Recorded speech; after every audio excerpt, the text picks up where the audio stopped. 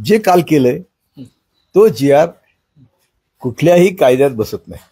बिचारा जरांगे प्रामाणिक आहे, कष्टाळू आहे, त्याला कोण नाचवतं हेच माहिती नाही. फडणीस इथं जे ते असले जे आर दाखवून आमच्या तोंडाला पानं पुसतात. मनोज जरांगे पाटील यांनी आमरण उपोषण पुकारलं होतं मराठ्यांना ओबीसी मधून आरक्षण मिळवण्यासाठी. मात्र हैदराबाद गॅजेटचा जी आर सरकारने काढला आणि हे उपोषण मागे घेतलं. मात्र सरकारने हा जी आर काढला तो म्हणजे मराठा समाजाची फसवणूक असल्याचं मत अनेक अभ्यासकांनी व्यक्त केले. त्यापैकीच एक माजी न्यायमूर्ती बी.जी. कोळसे पाटील सर आहेत. सर, तुम्ही ज्या पद्धतीने म्हणतायत की मनोज जरांगे पाटील यांची फसवणूक झाली आणि तुम्ही त्यांना सांगितलं होतं की असं करू नका, मराठ्यांचं आतोनात नुकसान होईल, नक्की तुमचं म्हणणं काय होतं? माझं म्हणणं असं होतं की कायदा आहे आरक्षणाचा.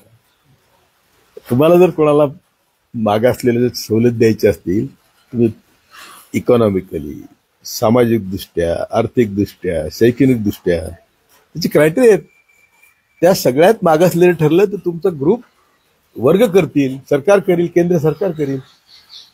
असा मागचा जे आर घेऊन त्याच्यातून तुम्ही पुनर्न्याय करा. एवढे मोठे मोर्चे निघाले, दोन तीन तरी मराठ्यांचे मोर्चे निघाले. मी प्रत्येक वेळी सांगत होतो, लाईव्ह टीव्ही इथं कुणीतरी घेतला होता माझा, त्यावेळेस दोन्ही हाऊसने आरक्षण दिल्यानंतर दोन्ही हाऊसने आरक्षण दिलं. मी म्हटलं की संविधान कोणाच्या बापाचं नाही आणि संविधान प्रमाणे जायचं असेल तर हे आरक्षण टिकणार नाही. दोनदा सांगितलं मी. मला शिवाय देतात तुम्ही लोक.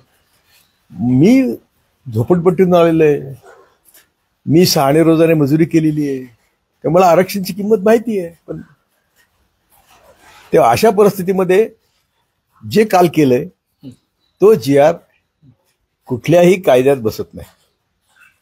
आता हे सध्या यांची कोर्ट यांची आहेत, सगळी यंत्रणाच यांची आहे आणि ती योजना काही दिवस ते टिकू शकतील, पण तो टिकत नाही. आता तुम्ही म्हणता काय की आम्हाला 50% बंधन आहे. खोटं बोलता तुम्ही. तुम्ही आता ईडब्ल्यूएस दिले, त्यात 50%, 10% तर घेतलं ना तुम्ही. ते त्याला लिमिट एक्सिड केलंय. तुम्ही जर एक लिमिट एक्सिड करताय आणि दुसरी गोष्ट 10-11 वर्षात आम्ही कुठले कायदे पाळलेत? सगळे सार्वजनिक उद्योग विकले, कवडी मोल. आत्ता फडणीसचे एवढी प्रयत्न होता, एवढे 60-70 लाख वोटचा गोंधळ करून काय होतं? अदानीला मुंबई द्यायची होती. तुम्ही कायदे तुमच्या सोयीप्रमाणे वाकवता, मग हे आरक्षणाला का नाही? दुसरी गोष्ट अशी आहे की आम्ही आरक्षणाच्या बाजूने आहोत, पण आमची म्हणणं असं आहे की जिसकी जितनी संख्या भारी उसकी उतनी सत्ता में भागीदारी. त्याच्यात हे आमचं चूकच. तुम्हाला नसेल पटेत. हे 50% आरक्षणाचं लिमिटच चुकीचं होतं. ते फार अगोदरच गजेंद्र गडकरींनी वगैरे टाकलेलं होतं. परंतु तुम्हाला आरक्षणाचा इतिहास तर समजून घ्या तुम्ही. संविधान आलं 1950 साली 26 जानेवारीला. पहिली अमेंडमेंट करावी लागली सरकारला जून 1951. काय अमेंडमेंट होती? कारण यांनी सगळ्यांनी ते आर्टिकल 14 इक्वॅलिटी वगैरे सगळं करून कोर्टाने सगळ्या संविधानाचं वाटोळं केलं होतं. कोर्टाने रिॲक्शनरी कोर्ट्स. नेहरू आणि आंबेडकर म्हटलं की आता करायचं काय? संविधानाचा आत्मा काय आहे? आत्मा आहे सामाजिक न्याय, आर्थिक न्याय, राजकीय न्याय आणि बंधुता. ह्या 4 गोष्टी एवढ्या महत्वाच्या आहेत की तुम्ही याच्यातली एक कुठली गोष्ट काढली तुम्ही लोकशाही नाही चालू शकत. मग आंबेडकर आणि नेहरू सांगितलं की अरे हे यांनी सगळं काढून टाकलं. आमचे सामाजिक आणि आर्थिक इक्वॅलिटीचे कायदे तर गेले, कारण त्यांनी फंडामेंटल राईट घेतलं. म्हणजे इंटरमिटेशन आपण जात नाही. मग पहिली अमेंडमेंट आणली आणि त्यांनी सांगितलं की सामाजिक आणि आर्थिक विषयाचे जे कायदे आहेत ते कायदे आम्ही कोर्टाच्या अखत्यारीतून काढून घेतो. त्यांनी शेड्यूल 9 केलं, त्यात सगळे टाकले. आता आमच्या महाराष्ट्रातले नेते झोपलेले होते. सगळ्या साऊथच्या राज्यांनी 70 पर्यंत आरक्षण केलं आणि आम्हाला मिळालंच नाही. आम्ही ते करायला पाहिजे होतं. का करू शकले ते? शेड्यूल 9. हे शेड्यूल 9 कुठपर्यंत जिवंत होतं? ते 2008-9 सालापर्यंत. एक्झॅक्ट मला साल माहिती नाही. सुप्रीम कोर्टाने त्या सुमोटो ऍक्शन घेतली आणि सांगितलं की आम्ही किती दिवस कायदे तुमचे आमच्या अखत्यारीत का नाही म्हणून एक जजमेंट आलं आणि ते अखत्यारीत घेतले. त्यामुळे आपल्याला आता काहीच करता येत नाही. म्हणून आता हे कोण करू शकतं? ते केंद्र सरकार करू शकतं. केंद्र सरकार कोणाचं आहे? फडणवीसच आहे. फडणवीस इथं जे ते असे JR दाखवून आमच्या तोंडाला पानं पुसतात. तर तुम्ही सगळे कुठल्याही जाती धर्माचे असा, 1000 वर्ष ज्यांना 100% आरक्षण होतं त्यांना आम्ही आरक्षण मागतोय, ते कसे देतील? त्या ते निरनिळ्या पळवाटा शोधणार, आणि त्या पळवाटा शोधल्यामुळं बिचारा जरांगे प्रामाणिक आहे, कष्टाळू आहे, त्याला कोण नाचवतं हेच माहिती नाही. हे एवढे लोक आले का फुकट आले का रे?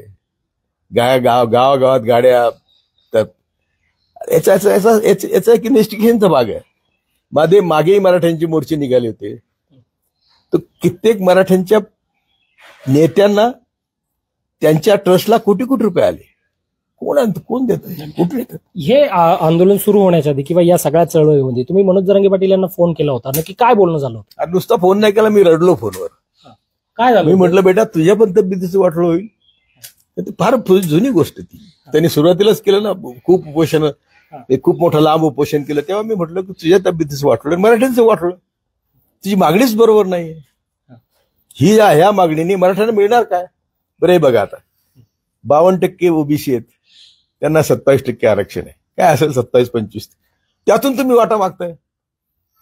शेवटी माळी साळी कोळी तेली काय महार माग सांबार, आम्ही जे सगळे ब्राह्मणेतर आहोत, त्या ब्राह्मणेतरांना न्याय मिळायचा असेल तर आम्हाला 50%चं उल्लंघन तर कधीच केलं पाहिजे. म्हणून आमची मागणी काय पाहिजे की जिसकी जितनी संख्या भारी उतनी सत्ता में भागीदारी. मनोज जरांगे पाटील आज सकाळी म्हणाले आहेत की हे जे काही मोजके अभ्यासक आहेत यांचं काय ऐकू नका, हे डोक्यावर पडलेले आहेत, जे मिळालंय आरक्षण ते बरोबर आहे. आता त्याचं काय विचार चूक आहे? त्याच्या कोतेप्रमाणे तो म्हणणार ना मिळालंय. आणि त्यांनी आतापर्यंत म्हणे 58 लाख लोकांना सर्टिफिकेट मिळालेत, अजून 1,02,00,000 लोकांना मिळतील. कशाचे मिळतील? ओबीसीचे. त्यातून मुलांना शिक्षण मिळेल. कुठे आहेत नोकऱ्या? नवीन नोकऱ्या भरतीच नाहीये. 2011-12-14 पासून नाहीये, नवीन नोकऱ्या नाहीत.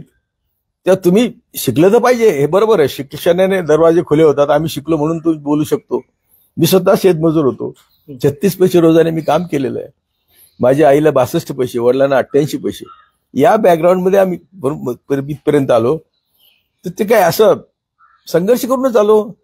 मी 1931 सालचा ओबीसी आहे. त्यावेळी जे काही बहुजनांची लीडर होते, आमचा एक चुलत चुलते होते यल्लमा पाटील म्हणून, नंतर देशमुख होते अमरावतीचे, त्यांनी आम्हाला कुणबीट केलं.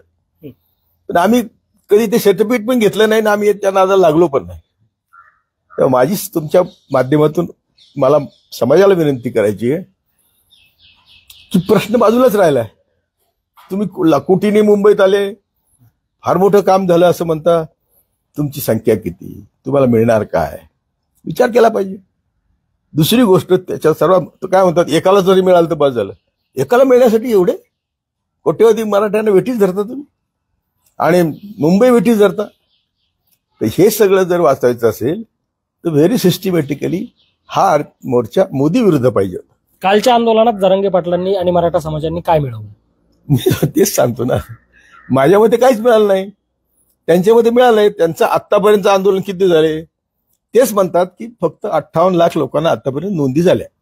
58 लाख, ते पण सरकार आणि जरांगेमध्ये. आणखी 58 लाख होतील, 1 लाख नोंदी होतील. मुलांच्या त्यांच्या शिक्षणाची सोय होईल, शिक्षणाची सोय जाईल, चांगलीच गोष्ट आहे. पण त्याच्यासाठी किंमत काय मोजावं लागते?